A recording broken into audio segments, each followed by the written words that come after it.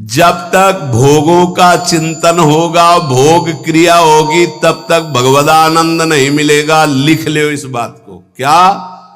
जब तक जगत का चिंतन होगा, भोगों का चिंतन होगा, भोगों की क्रिया होगी, तो भजन करने पर भी भगवदानंद का स्फुरण नहीं होगा। तो क्या भजन व्यर्थ चला जाएगा? नहीं, उसका फल मिलेगा।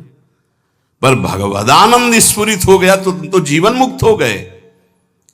इसलिए अपनी वृत्ति को विषय भोगों के चिंतन से बचाओ, अपने शरीर को विषय भोग क्रिया से बचाओ। शरीर से सेवा करो, वृत्तियों से चिंतन करो, खूब सत्संग करो, भगवान की लीलाओं का गान करो, श्रवण करो, साधुओं के दर्शन करो, उनके वचन सुनो और एकांत में रहकर गुरु आदेश से उपासना करो, तब तुम्हें आनंद प्राप्त होगा। फिर सुन लो, जगत का चिंतन, भोगों का चिंतन, भोगों की क्रिया जब तक होती रहेगी तो 2-4 माला से घुमाने से भगवदानंद की स्फूर्ति नहीं होती। इसलिए इष्टाकार वृत्ति करनी पड़ती है भगवदानंद की अनुभूति के लिए। तो तुम नाम जप करो, सत्संग करो, भगवत लीलाओं का गुणानुवाद करो, श्रवण करो, साधु महात्माओं का दर्शन, उनके वचन, एकांत में गुरुदेव प्रदत्त उपासना करो, तो तुम्हारी चित्तवृत्ति में भगवदानंद स्फुरित हो जाएगा। ये साधन बताए। इन साधनों से इष्ट देव में ममता होने लगती, मेरी प्रियाजू, मेरे लालजू। और जिसको विषय कड़ुआ लगने लगे तो जान ले हम पर बहुत बड़ी कृपा हो रही है। क्या? अब मुझे नहीं चाहिए, नहीं चाहिए, अंदर से जिद आ जाए, मुझे नहीं चाहिए। जैसे कोई किसी को बमन दिखावे तो घृणा हो जाए, नहीं। ऐसे जब तुम्हें रमा बिलास राम अनुरागी, तजत बमन जिम जन बड़भागी। बड़भागी महाभागवत वैष्णव जन हर भोग को वमन की, घृणा की बुद्धि से देखते नहीं। जब आप ऐसे चलेंगे तो विषय भोग आपको घृणास्पद लगने लगेंगे। नहीं, छी, अंदर से आने लगेगा। नहीं, अभी अमृत जैसा चिंतन होता है। जब अमृत जैसा चिंतन प्रभु का हो और विष जैसा चिंतन संसार के भोगों का हो। ब्रह्मादिक के भोग सब विष सम लागत ताई। विष सम, जैसे बढ़िया खीर, रबड़ी, गुलाब जामुन सब बना रखा, कान में कोई विश्वास पात्र आदमी आके दे, भाई हमें संशय है इसमें जहर मिलाया गया, अब एक कवल खा के दिखाओ, आप डर जाओगे। ऐसे ही महापुरुष कह रहे हैं हर विषय में आसक्ति रूपी जहर है, मत भोग। ये जहर जन्म जन्मांतर बढ़ता चला जाएगा। इष्ट देव की अनुभूति, रूप दर्शन, साक्षात्कार उसी को होता है जो विषयों के भोगों में ऐसी अरुचि हो जाती, विषवद, बमनवत, मलवत। ये उसी को होती है जो निरंतर नाम जप करता है, सत्संग सुनता है, भगवत लीला गुणानुवाद गायन करता है, श्रवण करता है, साधु दर्शन करता है, एकांत देश में गुरु प्रदत्त उपासना करता है। प्रेम मार्ग में चलने वाले उपासक को ना माया पर विचार करना है, ना प्रारब्ध पर विचार करना है। प्रारब्ध ज्ञानियों का होता है, माया पर विचार करने के लिए विवेक चाहिए। तुम्हारे लिए एक ही स्थान है, नाम जप। माया कैसी? हरि जाने। प्रारब्ध हरि जाने। अपने को क्या करना है? राधा राधा राधा राधा राधा राधा। महापुरुषों के वचनों को समझो। अपने उपास्य देव के नाम जप के सिवा प्रेम प्राप्ति के लिए और कोई भी बात सोचे ना। प्रेम मूल यह नाम है, प्रेमी रसिक जपते यह नाम, प्रेम मगन निज बन विश्राम, श्री हरिवंश जहां रहा है। सीधी बात पकड़ लो। प्रेम में यदि स्थिति प्राप्त करनी है तो नाम को पकड़ लो। प्रेम मूल्य नाम है, निरंतर नाम। जितना प्रेम बढ़ेगा उतने तुम्हें भजन में कमी दिखाई देगी, अपने में नीचता दिखाई देगी। ये प्रेम का लक्षण है। यदि कहीं प्रेम में विचार, माया, विवेक, प्रारब्ध, तो समझना चाहिए कि अभी प्रेम नहीं आया। प्रेम ये सब चिंतन करने के लिए समय नहीं देता। प्रेम मार्ग का पथिक तो बहुत ही निराला होता है। ऐसे जो निरंतर भजन में लगे हुए हैं वो प्रेमी गृहस्थ में रहते हुए भी बहुत बड़े महात्मा हैं। जो जंगल में रह के प्राप्त किया जाता है वो घर में रह के उसने प्राप्त कर लिया। उसने कोटि कोटि वंदना है उस गृहस्थ की जो निरंतर नाम जप करते हुए प्रभु से प्रेम। ऐसे दर्शन होते हैं, गृहस्थ आते हैं, आंसू चल रहे हैं, बस मुझे और कुछ नहीं चाहिए, प्रिया प्रीतम का चिंतन चलता रहे। बस चाहे जैसे बोल रहे हैं लेकिन हृदय तो शीतल है। प्रियालाल के लिए अश्रु प्रवाह कर रहे हैं, मांग रहे हैं प्रियालाल का चिंतन। ऐसे महापुरुष के लिए गृहस्थ और विरक्त में कोई भेद नहीं, जंगल और घर में कोई भेद नहीं है। प्रेम दो प्रकार का होता है, सक्रिय और अक्रिय। सक्रिय प्रेम वासना को लेकर के होता है, निमित्त। देखो प्रभु आपके सिवा हमारा कोई है नहीं, हमारी ये बात बना दो, हमारा संकट निवृत्ति। यद्यपि वास्तविक को केवल प्रभु को ही अपना मानता है, ये पक्की बात है, लेकिन वो प्रभु से चाहता है, राधे राधे, इसलिए उसे प्रेमी तो कहा जाएगा। लेकिन वो सक्रिय है, क्रियावान, निमित्त। वो निमित्त रहित विशुद्ध सहज प्रेम नहीं है, सहज प्रेम नहीं है, ये सक्रिय है। ऐसे प्रेमियों की कोई खास गणना नहीं होती, मतलब इनका कोई खास महत्व नहीं माना गया प्रेमी जनों के बीच में। क्यों? क्योंकि जिस दिन इनकी वासना की पूर्ति हो जाएगी उस दिन से इनका लगाव कम हो जाएगा, ये सिद्धांत है। और जो निष्क्रिय प्रेमी होते हैं, निष्काम, कोई निमित्त नहीं, ये भगवान को अधीन कर लेते हैं अपने, इनके संग डोलते हैं भगवान। जैसे कोई अत्यंत रूपवती है पर वो अन्य किसी से प्रेम करती है, तो क्या पति उसे अपने हृदय का प्रेम संपूर्ण दे पाएगा? नहीं दे पाएगा। कोई रूपवती नहीं है, गुणवती नहीं है, लेकिन अपने पति के अनन्य है, तो वास्तविक प्रीति को जानने वाला पति उसके हाथ बिक जाएगा। ऐसे हमारे श्री हरि है। यदि आप कहीं अन्य भाव रखते हैं कि मेरा ये काम बन जाए, मेरा ये काम बन जाए, मेरा ये काम बन जाए, हरि को ही बचते हैं माना, तो हरि आपकी वो इच्छा की पूर्ति करेंगे पक्का। जो इच्छा करी हो मन माही, हरि प्रसाद कसे दुर्लभ नहीं, पर वो आपके अधीन होंगे नहीं, आप सौदा कर लिए हो। लेकिन जो कुछ नहीं चाहते हैं वो उस पतिव्रता पत्नी की तरह है जो केवल पति से प्यार करती, फिर पति को अधीन होना पड़ेगा उसके प्यार में। ऐसा वो पातिव्रत धर्म से युक्त अनन्य रसिक उपासक होता है जो अपने इष्ट को अधीन कर। ये जीवन का लाभ यही, क्या मांगोगे? संसार ये तो अपने आप पीछे पड़ा रहेगा। बात ये बाधा रूप में मिल जाएगा जिसे तुम मांगना चाहते हो। चलो तो आगे प्रेम मार्ग में। यदि आप प्रभु से कुछ नहीं मांगोगे तो सबके अधिकारी बन जाओगे। आप कुछ मांग लिया तो कुछ हाथ लगेगा, सब कुछ नहीं, और कुछ नहीं मांगा तो सबके अधिकारी बन जाओगे आपको, और अधिकारी के बन जाओगे, कुछ चाह ही नहीं रह जाएगी। सच्ची बात ना। नाम जप का ऐसा प्रभाव कि बाल भक्त ओम प्रकाश जी के जीवन चरित्र में पढ़ा गया। दिन प्रतिदिन रति खत्म होती जा रही संसार की। गजब की बात है कि 74 दिन तक कोई खान पान नहीं, सशरीर भगवान का आलिंगन प्राप्त किया। सशरीर, ऐसा नहीं कि कोई चिदानंद दे से, उसी शरीर से आलिंगन प्राप्त किया और फिर सखा भाव से मुक्त हो गए। आज भी उनकी समाधि बनी हुई चामुंडा के सामने। ऐसे नाम जब स्कूल से शुरू किया नाम जब, और ऐसी उच्च कोटि की कम अवस्था में स्थिति प्राप्त कर ली।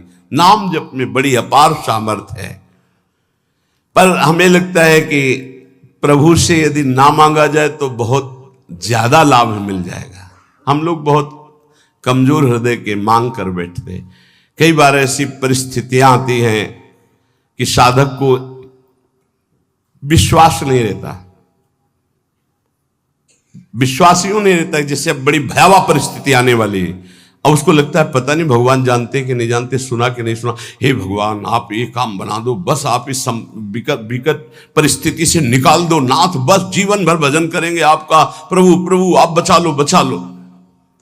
तो जब बच गया तो आप देख लेना वो जो आपकी प्रीति थी प्रभु से कम हो गई, आपका जो अपनापन था वो कम हो गया।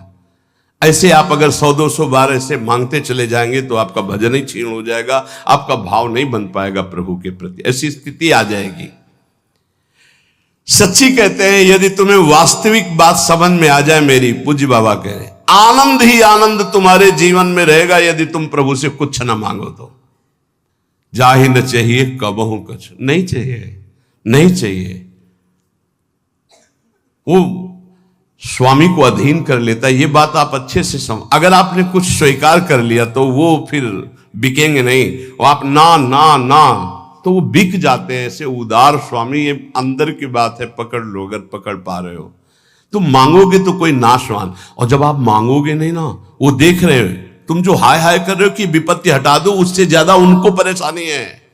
आपको विपत्ति में वो नहीं देख सकते। बड़ा सर्वाश्चर्य, मैं मतलब कैसे तुम्हें बताए, बड़ा आश्चर्य में। कल की बात, एक सखी जिसको भारी कैंसर, यहां से ऐसे मवाद बह रहा कि वो बैठे तो पूरा वातावरण दूषित हो जाए, कोई पास न बैठे, ऐसे कैंसर का स्वरूप। आए और शिष्य आए, उन्होंने कहा कि अब तो मैं मरने आई हूं, बस 2 महीने में डॉक्टर ने कहा मर जाओगे। और कल उनकी रिपोर्ट आई, बताई गई कि कैंसर ही नहीं है। जब उनको सब 1.5 साल से 2 महीने मरना था, 1.5 साल तो हो ही गए। अब वो कह रहे कि अगर 1.5 साल कोई स्फुरना ना हुई तो आजीवन के लिए खत्म। क्या लीला प्रभु की, केवल आश्रय, भगवत आश्रय। और वो ये नहीं चाहती है कि हमारा कैंसर ठीक, वो यही चाहती थी कि बस इस रज में प्राण निकले, मैं श्री जी की सेवा में जाऊं। तो श्री जी कहती है और सुनो हमारा यश, अभी और नाम जप कर लो और फिर आओ हमारे पास। एक बड़ा आश्चर्य देखने को मिलता है कि ये चीजें विश्वास के लिए कह रहा हूं, ये चीजें मतलब जहां कोई गुंजाइश नहीं है, ऐसी स्थिति है कि जब पहले बार डॉक्टर देखता है तो कहता है बस जितने दिन हैं उतने दिन हैं। जहां दिनों की बात थी वहां 1.5 साल तो अब हो गए, और सब हट गया और स्वस्थ है, कोई दवा नहीं, आनंद पूर्वक ऐसे नॉर्मल दिनचर्या चल। ये क्या है? उन्होंने मांगा नहीं था कि मेरा कैंसर जाए, उन्होंने चाहा नहीं था कि मैं ना मरूं, वो बस यही चाहते थे कि जल्दी मरूं, श्री जी के पास जाऊं। श्री जी के सिवा उनका कोई भरोसा नहीं। उसका चमत्कार देखा। अरे यार, वो सब देख रही है, वो सब जान रही, काहे को मांगोगे, काहे को अपने प्रेम में कलंक लगाओगे? आगे से आगे वो देख रही। नारायण 2 बात सो और अधिक नहीं बात, रसिकन को सत्संग नित, युगल ध्यान दिन रात। सचमुच सचमुच बाबा लिख रहे हैं, नारायण स्वामी कह रहे हैं कि भगवत प्राप्ति के लिए इन 2 बातों से बढ़कर और कोई बड़ी बात नहीं। रोज सत्संग सुनने को मिले और युगल सरकार का नाम जप करते हुए ध्यान करने को मिले। राधा वल्लभ लाल को हृदय ध्यान मुख नाम भगवत प्राप्ति हो गई। 2 ही बात, रोज सत्संग सुनने को। रसिकन को सत्संग नित, युगल ध्यान दिन रात। तुम्हें हम बताते हैं कि जिनको ये भ्रम हो कि गोपी जनों से एक क्षण के लिए भी भगवान गए तो कभी नहीं गए। पूज्य बाबा कह रहे हैं अरे भक्तों से एक क्षण के लिए भी कभी भगवान दूर नहीं होते। गोपी तो भक्तों की प्रेम ध्वजा है भक्ति की। इनकी ताकत क्या, ये दूर जा सकते हैं अपने प्रेमियों से। आप ये समझ लो कि आज भी जो भक्त भगवान के सिवा किसी से अपना परिचय नहीं रखते, भगवान उनसे एक क्षण भी दूर नहीं। और फिर वृंदावन तो इनका घर है। वृंदावनम परित्यज्य पादमेकम न गच्छति, तो कैसे कहा जा सकते हैं। भक्त के अधीन भगवान है, ये वैसी भक्त की बात है जो कभी भगवान से कोई मांग नहीं करता है, उन भक्त की बात है। आप देखना चाहते हो कि वृंदावन में भगवान साक्षात यहां विराजमान है। अपना संबंध किसी से मत रखो, न देह से और न देह भोगों से, न देह संबंधियों से। अगर मिल न जाए तो कहना। उन गुरुजी का नाम रघुवंशी, शायद रघुवंशी या कुछ ऐसा ही नाम। ये जो धर्म सम्राट करपात्री जी का विद्यालय, संस्कृत विद्यालय है, जो बड़े बड़े महापुरुष जन उनसे पढ़े हैं, उनका ऐसा ही नाम। वो पहली बार जब काशी से वृंदावन आए, बड़े ही महाभागवत, नाम जापक, धर्म मर्यादा के अनुसार गुरु रघुवंशी, जो क्या है सब स्मरण हमें नहीं है। वो जब आए वृंदावन, तो उस समय और वृंदावन का स्वरूप लता पता सब, तो सीधे पहुंचे जुगल घाट। ये रोड नहीं बना हुआ था, तो उधर से ये पता चला कि परिक्रमा मार्ग में है कहीं, तो यहां था करपात्री जी का।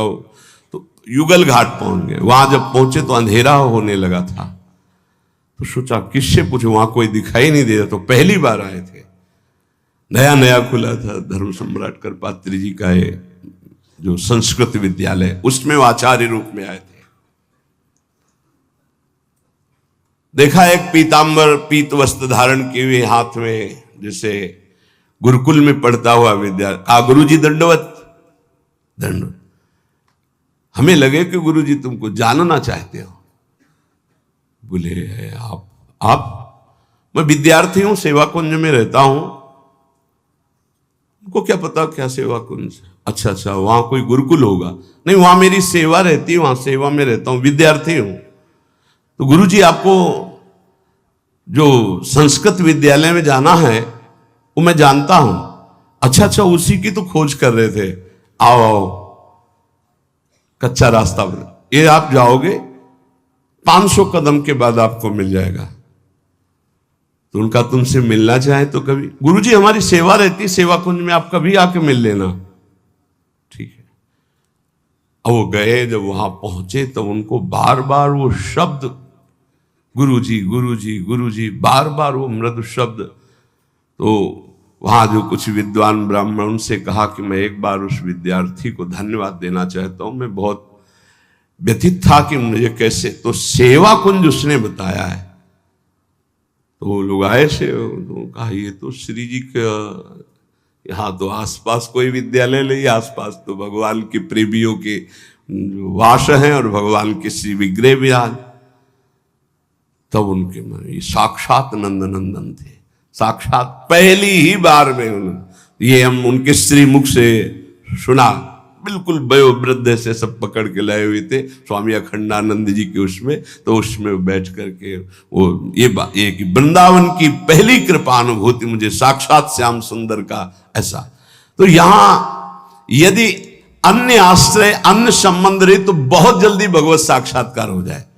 श्री नथियाबाई जी कोई संबंध नहीं, किसी से नहीं, या आए सेवा कुंज के पीछे उनका छोटा सा अब निर्माण हो गया। तो उपला बीन लेती, चून मांग लेती, मोटी रोटी बनाती, किसी एक संत को पवा देती, धीरे धीरे छोटी सी कुटिया धीरे धीरे मांग करके। बस कोई संत पहुंच जाए 1 बजे 2 बजे 4 बजे, भाई जी राधे राधे, भूख लगी भाई जी, भिक्षा मिलेगी, रुक बाबा, तुरंत व्यवस्था करती और पवाती। अब धीरे धीरे ऐसा कि पूरे गांव में जाती, आटा मांग के लाती, कंडा बीन के रखती, 10-20 संतों को पवाती। एक दिन बैलगाड़ी में वो मांग करके जो चून आदि कंडा आदि सब ला रही थी। संध्या का समय हो गया, कच्चा मार्ग था, वर्षा होने लगी छाता लालटेन लेकर के, क्योंकि आटा संतों का है, लकड़ी संतों की अगर भीन जाएगी तो कल भिक्षा नहीं होगी। ए माई ये छाता ले, हम तो नौ अवस्था के हैं, हमें कोई फर्क नहीं। अरे नहीं लाला तू भीन जाएगा, बड़ा सुकुमार है तू, नहीं नहीं ये। और भींजते हुए लालटेन आगे लेकर के चले। कुछ समझ में नहीं आया। जब वहां नथियाबाई अपनी कुटिया में पहुंच गई, वो गली से निकल गए। जब दूसरे दिन दर्शन करने गई तो वही छाता वही लालटेन लिए बिहारी जी उनको दिया। अरे बोले तू था, मैं तो समझ ही नहीं पाई। ये वृंदावन धाम है, रोज ठाकुर जी मिलते हैं, पर बड़े लीला बिहारी हैं। अगर किसी से संबंध रखते हो तो देख नहीं पाओगे, और अगर केवल उनसे संबंध रखते हो तो पक्का समझो कोई ऐसा वृंदावन वासी जो प्रियालाल का अनन्य है, ये नहीं कह सकता कि मुझे प्रियालाल का सानिध्य नहीं मिला। ये घर है उनका, आपका कोई और है, आपकी कोई ठौर है, इसलिए ये छुपे है, नहीं तो पक्का वृंदावन